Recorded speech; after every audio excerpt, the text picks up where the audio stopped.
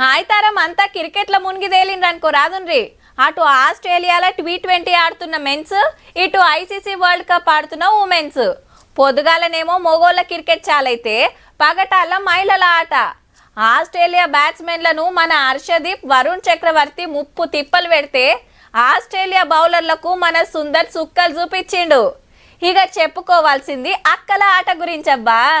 వర్మ సిక్స్లు, శర్మ దంచుడు, మందాన జంపుడు.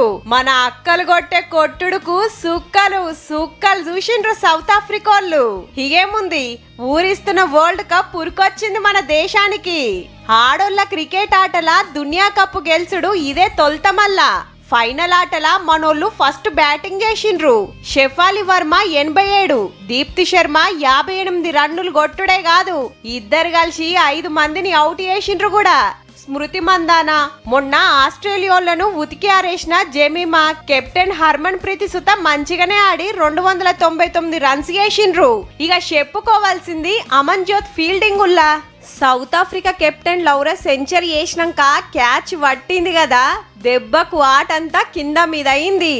రపరప అవుట్ చేసేటోరకు అందరు కలిసి 246 రన్స్ కొట్టేటోరకు దమ్ముగొన్నారు. అట్లా మనోళ్ళు 53 రన్స్ తేడాతో గెలిచి కప్పు పట్టుకొచ్చిర్రన్నట్టు. మన అక్కలకు 39 కోట్లు, ఓడినోళ్లకు 19 కోట్లు వచ్చినాయి. దునియా కప్పు తెచ్చినందుకు పెద్ద పెద్దోళ్ళు ప్రతొక్కరు శుభాకాంక్షలు చెప్పిండ్రు.